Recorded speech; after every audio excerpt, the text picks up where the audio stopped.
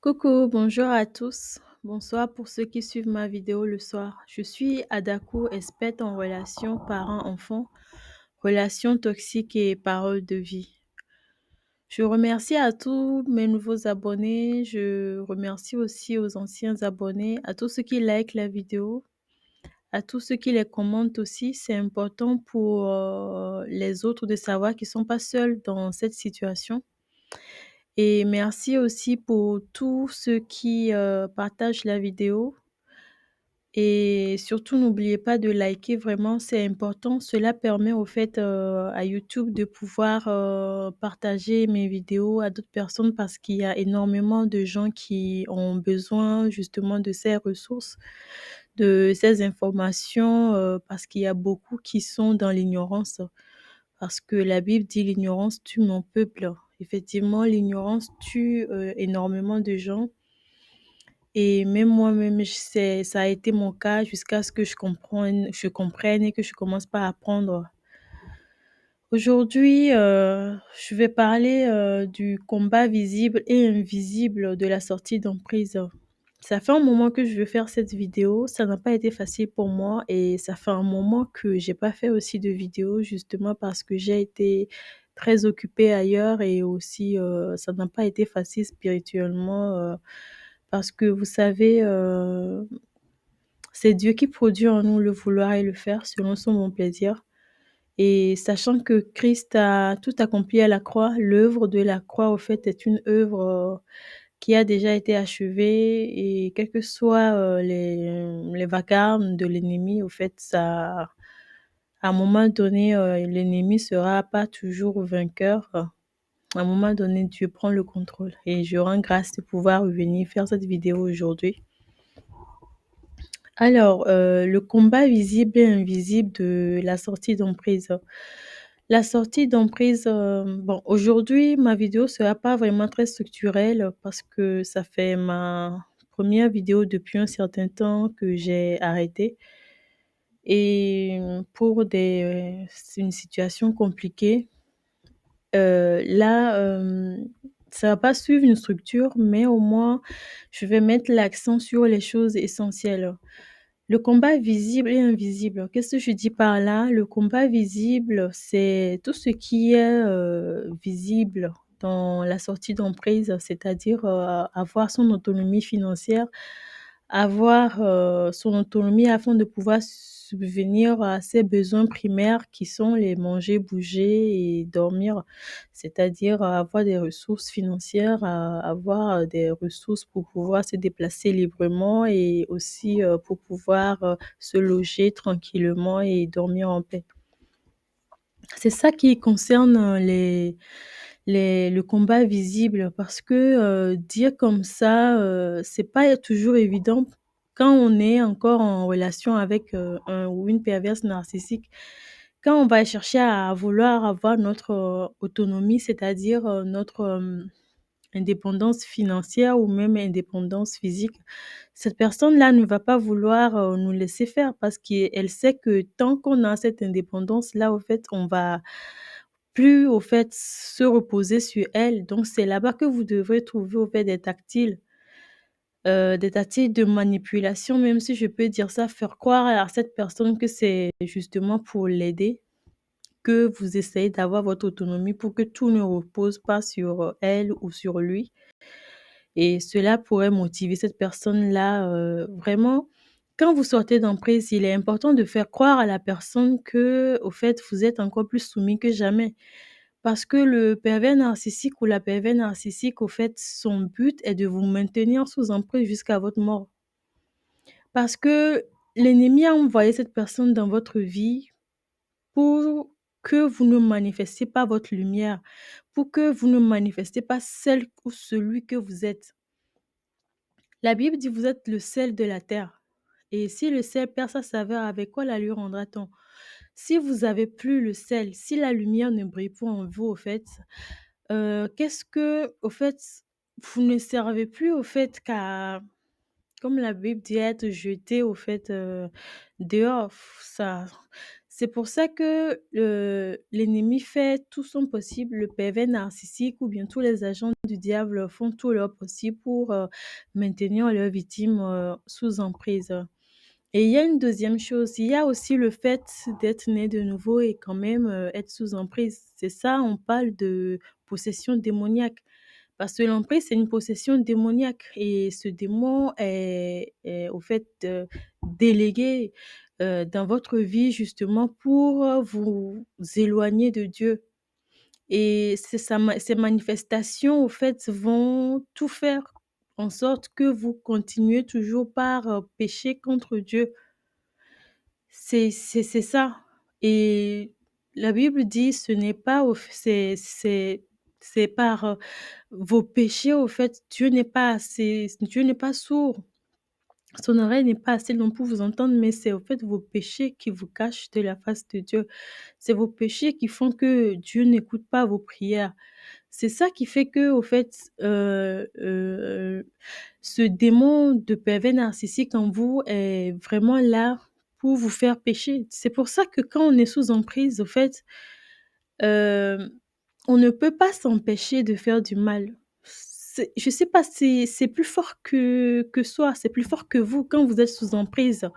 C'est plus fort que vous, c'est pas vous, au fait, qui agissez. C'est de la même manière, quand vous c'est le Saint-Esprit qui est en vous, quand vous êtes né de nouveau, quand il y a plus de démons en vous, il y a plus de lutte externe et cela, la sanctification va se faire tout naturellement, sans aucun effort.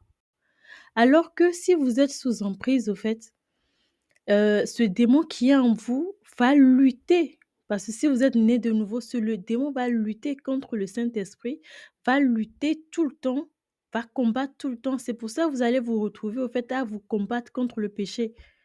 Ah, vous arrivez pas à en sortir, vous arrivez pas à sortir de la fornication, vous arrivez pas à sortir du vol, vous arrivez pas il y a tellement de choses, vous arrivez pas à sortir de la colère, vous arrivez pas à sortir de l'impudicité, toutes ces choses-là.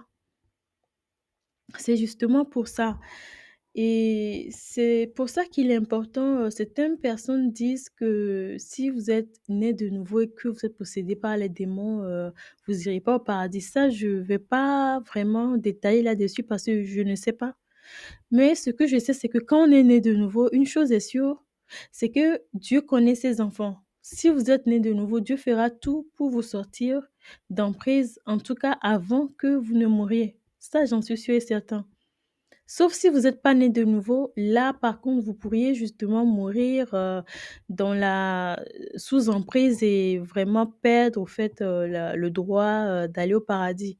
Mais si vous êtes né de nouveau, Dieu fera tout son possible pour vous aider à sortir d'emprise. C'est pour ça qu'il est important vraiment de confesser, de venir à Dieu, de confesser, au fait, le nom de Jésus-Christ, d'être né de nouveau afin que Dieu puisse vous sortir d'emprise. Parce que la sortie d'emprise sans Dieu, c'est impossible, je le dis tout de suite. Sans Dieu, c'est impossible. Sur le plan physique et même émotionnel, à moitié émotionnel, je peux dire que c'est possible pour vous de sortir d'emprise. Mais sur le plan spirituel, cette personne-là vous possède encore. Et vos actions vont faire en sorte que, vous allez toujours attirer d'autres personnes dans votre vie et vous allez tout le temps lutter au fait contre ces comportements, conditionnés qu'il y a en vous au fait, qui font que les gens viennent, il y a que les pervers narcissiques qui viennent. Vous allez tout le temps lutter contre ces comportements, ce que c'est très compliqué. Alors que si vous êtes né de nouveau, vous sortez d'emprise, c'est sur tous les 3 plans, physique, émotionnel et spirituel. Donc le combat visible, c'est ça.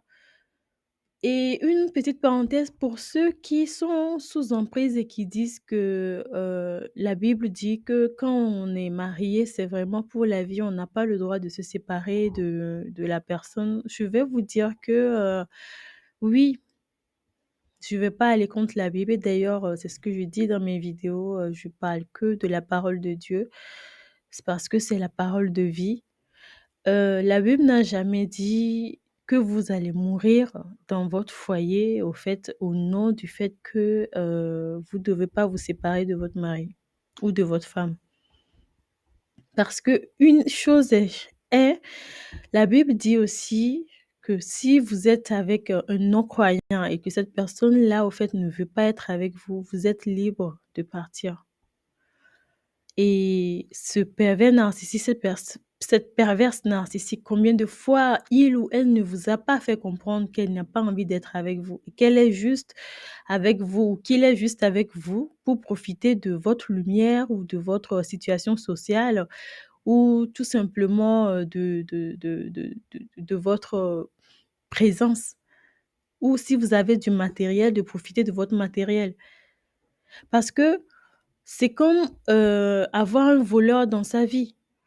C'est un voleur qui se présente, qui vous dit: «Je suis votre mari, je suis votre femme» et qui est là, qui vous vole tout le temps, tous les jours et vous lui dites: «Mais attends, tu es mon mari, tu es ma femme, tu n'as pas le droit de te comporter comme un voleur» et cette personne-là va vous gaslighter. Vous dire que non, même si on est mari, même si on est femme, j'ai le droit de vous voler. Ça, c'est encore pire. Ou soit cette personne va vous dire: «Eh ben, c'est pas ce que vous voyez, c'est pas ce que vous croyez, qu'elle ne vole rien et que même c'est plutôt vous qui lui volez ou c'est plutôt vous qui profitez de lui ou d'elle». Donc vous voyez, c'est pour ça que, cette personne n'est pas dans votre vie. Certaines personnes disent que oui, le pervers narcissique ou la perverse narcissique, quand vous êtes avec quelqu'un et que cette personne ne vous aime pas, le mieux c'est de partir. Oui, certes, c'est de partir et que cette personne ne vous a jamais aimé. Oui, hein, les pervers narcissiques n'aiment jamais. Si c'est une femme, là où il y a une différence, c'est que si c'est une femme perverse narcissique, de base, le trait féminin n'est pas fait pour tomber amoureux dès les premiers instants, dès le fiançailles. Au fait, le trait masculin, le caractère masculin, le trait masculin ou le caractère de l'homme, c'est quelqu'un qui est protecteur. C'est quelqu'un qui est un leader. Il est là pour vous donner. Il est là pour vous. Parce que la Bible dit que l'homme aime sa femme.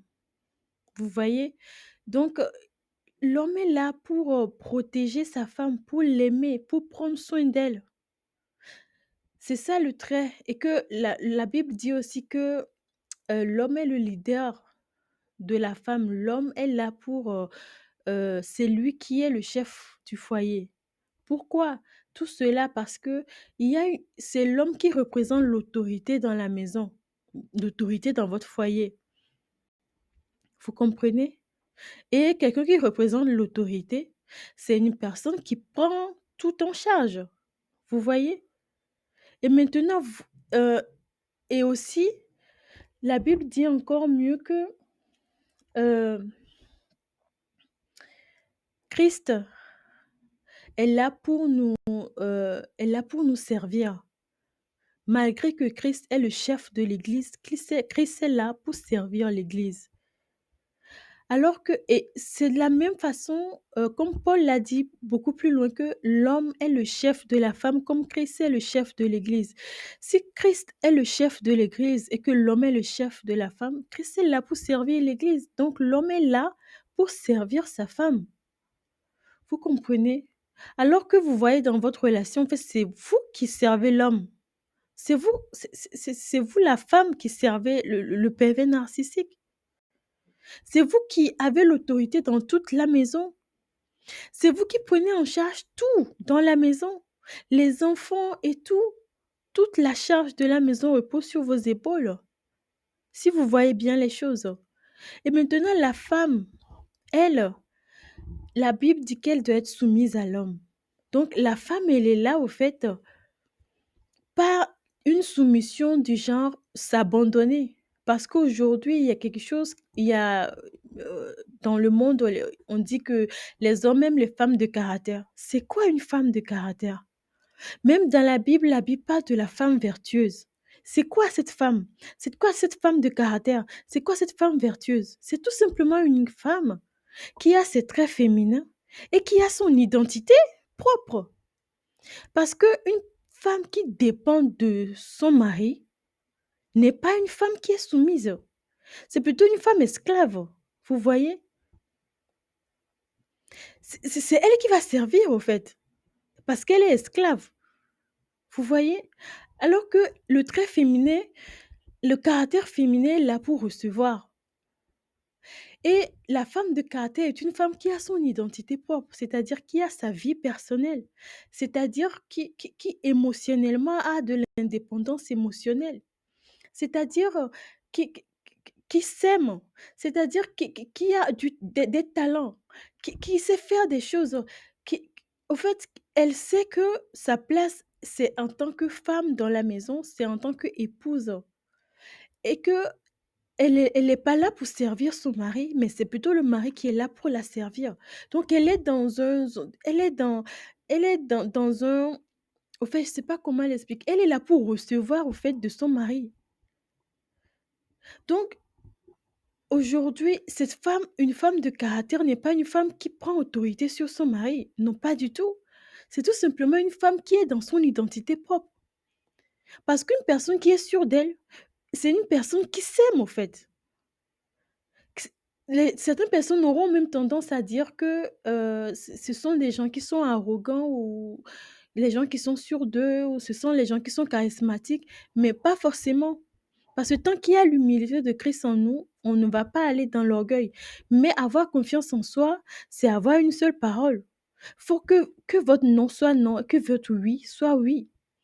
Je ne parle pas du fait que, dire quelque chose, promettre une chose à quelqu'un ou à son enfant, dire que: «Ah, demain je vais t'amener, dans un parc où on va aller, se promener, sur les Champs-Élysées», enfin j'en sais rien, et là après vous dites à votre enfant que au fait non, on peut plus y aller parce qu'il y a une autre priorité qui s'est présentée, par exemple. Je ne parle pas de ce changement d'avis-là. Je parle du fait que certaines personnes changent d'avis comme, ça c'est n'avoir pas de parole, au fait. C'est n'avoir pas de parole. Si vous, vous dites vous avez des principes, vous dites que vous aimez pas quelque chose, et ben rien ne vous fera changer d'avis. Si vous avez dit une parole à quelqu'un, rien ne vous fera changer d'avis sur cette chose-là. Vous c'est ça, que votre oui soit oui. La Bible dit que votre oui soit oui, que votre non soit non. Parce que le reste, au fait, c'est l'ennemi qui vient, au fait. Le reste vient du malin. Parce que c'est comme ça que si votre oui n'est pas oui, votre non n'est pas non, et que vous changez d'avis dès qu'on vous manipule un peu, cela veut dire que c'est pour ça que ce pervers narcissique ou cette personne-là, au fait, est encore dans votre vie. Justement parce qu'elle sait que vous n'avez pas de parole. Elle sait que vous n'êtes pas une femme de caractère. Elle sait que dès qu'elle va dire quelque chose, eh ben, parce que lorsque vous avez commencé par justement acquérir au fait cette affection, cet amour propre, lorsque vous allez avoir votre autonomie, vous allez commencer par avoir votre indépendance émotionnelle, c'est en ce moment que l'emprise au fait est en train de se rompre. Et cette personne justement va devenir beaucoup plus violente. C'est pour ça qu'il est très important, quand on sort d'emprise, on ne s'affiche pas. On laisse encore cette personne-là vous bouffer, je vais dire ça comme ça. Sachant que vous êtes en train de préparer, au fait, votre sortie. Vous laissez faire. Vous laissez faire. Vous mettez, au fait, vous vous dites que, ah, dans 2 ans, dans 1 an, dans 6 mois, je vais sortir d'ici. Et vous vous dites que, quel que soit ce qui se passe là, vous laissez faire, c'est pas grave. Du coup, vous préparez comme ça votre sortie. Et sur le plan et le combat, désolé, le combat invisible, c'est dans ça que cela se pose. Le combat invisible, sur le plan émotionnel, c'est vraiment à ce niveau-là. Devenir, si vous êtes une femme, devenir cette femme de caractère. Si vous êtes un homme, reprendre votre autorité en tant qu'homme, avoir les traits dominants, les traits d'un homme. Et vous, la femme, vous ac il faut que vous il est important au fait que votre énergie émotionnelle soit à son bon niveau. C'est comme ça que vous allez apprendre petit à petit, soit homme ou femme, apprendre petit à petit au fait à comprendre les choses qui font que vous tombez dans les mains des pervers narcissiques. Et ça, au fait, ça se passe lorsque vous allez sortir d'emprise. Parce que ça se travaille pas lorsque vous êtes là, vous êtes encore sous emprise. C'est lorsque vous allez partir de là que vous allez entrer dans le désert, comme certaines personnes disent dans les vidéos. C'est en ce moment-là que vous allez commencer maintenant par comprendre votre comportement, par voir la manière dont vous agissez, par comprendre les mécanismes de défense que vous avez qui vous détruisent, c'est-à-dire qui font qu'il y a que des pervers narcissiques autour de vous. Sur le plan émotionnel, le combat invisible, sur le plan spirituel, pardon, c'est que euh, il est très important au fait de savoir que pour sortir de l'emprise d'un pervers narcissique ou d'une perverse narcissique dans un foyer, il est important de comprendre d'où on vient. C'est-à-dire que l'emprise qu'il y a dans votre vie actuellement, c'est sûr et certain que euh, il y a une personne qui vous a mise sous emprise dans le passé. Ça, c'est sûr et certain. Et vous devrez chercher à rompre ce lien-là. D'abord, comprendre qui est l'auteur de ça. Moi, je me rappelle personnellement, comme j'ai dit dans mes vidéos précédentes, j'ai donné mon témoignage, c'était ma mère. C'était ma mère qui était la perverse narcissique et c'est qui est d'ailleurs, elle est encore. Mais moi, lorsque Dieu m'avait montré que vraiment c'est elle qui est à la base. En fait, je ne comprenais pas. Je disais: «Mais comment ça, c'est plutôt, mon ex. Comment ça se fait que, ma mère vient se présenter dans cette situation? Ça n'a aucun sens. C'est plutôt de cette personne-là que je devrais me libérer et non, et là, c'est comme ça que j'ai compris. Parce qu'une fois que j'étais sortie de l'emprise de ma mère, au fait, ça s'est fait naturellement, au fait, je sais pas, c'est allé vite comme l'éclair. Dès que Dieu a brisé le lien d'emprise qu'il y a entre moi et ma mère, celui de mon ex s'est complètement automatiquement brisé, directement. C'est comme avoir un fil dans la main et de l'autre bout, c'est le pervers narcissique qui a le fil. C'est-à-dire le pervers narcissique, ce que j'appelle moi dans mes vidéos le pervers narcissique 0. C'est parce que c'est lui, c'est cette personne-là qui vous a mis sous emprise en premier au fait, depuis tout petit. Donc, et maintenant sur ce fil-là défile énormément, tellement de pervers narcissiques. Tellement de pervers narcissiques. Pousser un pervers narcissique sur ce fil-là demeure encore là. Il y aura encore d'autres qui vont venir. En gros, c'est ce qui vous arrive au fait. Vous avez un fil que vous avez tenu qui est relié dans votre corps et le corps du pervers narcissique 0. Et c'est ce fil-là qui fait que d'autres pervers narcissiques, au fait, vont venir au fait, ce pont, c'est comme un pont, et d'autres pervers narcissiques vont venir se promener, au fait, là-dessus. Même si vous enlevez tous les pervers narcissiques qui se promènent là-dessus, et ben le fil, le pont est toujours là qui vous relie entre vous et le pervers narcissique d'origine. C'est-à-dire celui qui vous a mis sous emprise en premier. Donc, celui qui, au fait, a établi, je vais dire, a mis ce lien-là, au fait, construit le pont, en fait. Ce pont-là. Donc, c'est le pont que vous devez briser. Parce que tant que vous ne brisez pas le pont, même si vous chassez de votre vie tous les pervers narcissiques, et ben, le pont est toujours là. Et vous allez en rencontrer soit dans vos relations amicales, soit dans vos relations professionnelles, soit dans vos relations avec les dirigeants d'église. N'importe où, parce qu'ils sont partout, ils sont dans tous les domaines, je vais dire ça comme ça. Parce que quand je dis ils sont partout, c'est comme s'ils tombaient du ciel, non. Mais ils sont dans tous les domaines de la vie. On les trouve partout dans tous les domaines.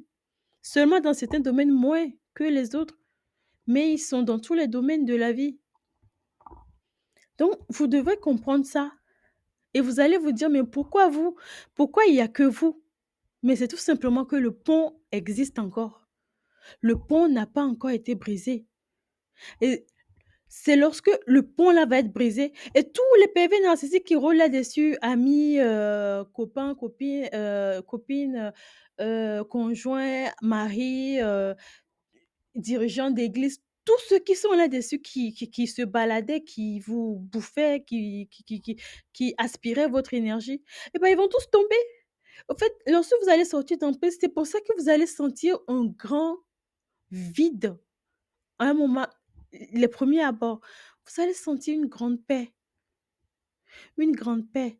Lorsque les enfants d'Israël, pour la sortie d'emprise, lorsque les enfants d'Israël veulent sortir d'emprise, des mains des pharaons, vous voyez comment Dieu les a tous tués dans la mer.